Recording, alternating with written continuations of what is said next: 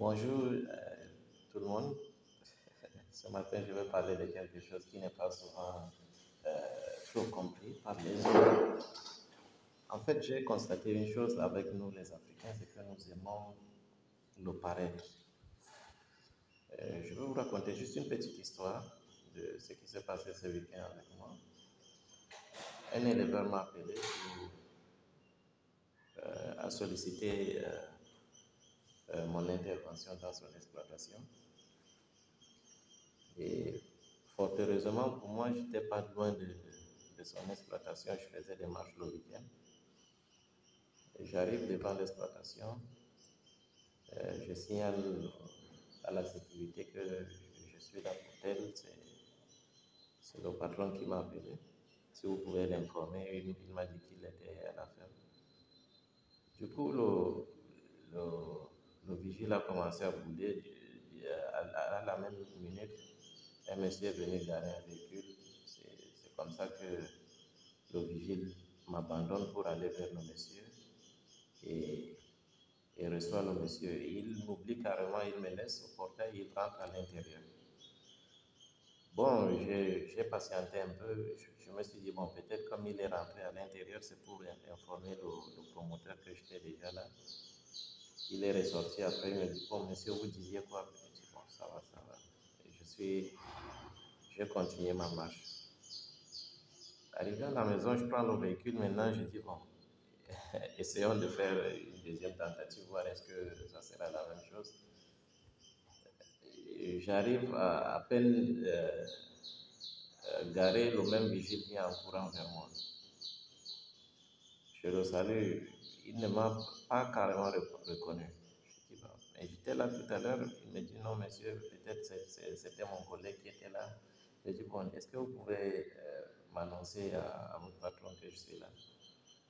Et c'est comme ça qu'il annonce à son patron, le monsieur vient, il m'accueille avec tout honneur, on rentre dans son exploitation. C'est pour dire quoi? C'est que nous donnons trop de valeur à ce que nous voyons en fait.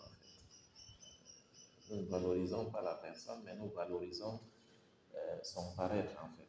C'est quelque chose que les Africains en général ont l'habitude de faire. Je me rappelle aussi, il y a un an, j'étais à Ngaoundéré, chez un éleveur.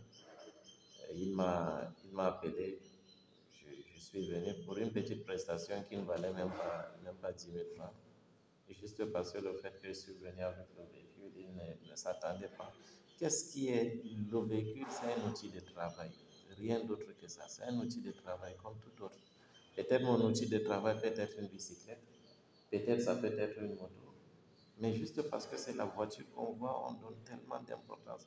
Moi, je pense que les entrepreneurs devraient prendre conscience devraient prendre ça comme un atout. Les gars, battez-vous, achetez un véhicule qui puisse les impressionner. Comme ça, la facture vous serez mieux considéré et la facture aussi sera mieux payée en fait. Comme c'est ce que les gens veulent, c'est pas ce qui est dans votre tête qui les intéresse, mais c'est comment vous vous présentez à eux qui les intéresse. Donc, du coup, je pense que c'est quelque chose que les entrepreneurs doivent prendre en considération. Et en plus du fait que ça soit un outil de travail, il faudrait qu'on comprenne aussi que le paraître dans le contexte africain, le paraître est vraiment primordial dans nos activités. Bien se soigner pour son accoutrement et le véhicule, bref, l'ensemble de ce qui peut franchement attirer la personne, on a tendance à donner plus de valeur au matériel qu'on voit plutôt que de ce qui est dans votre tête. Donc vraiment, faisons-en bon usage.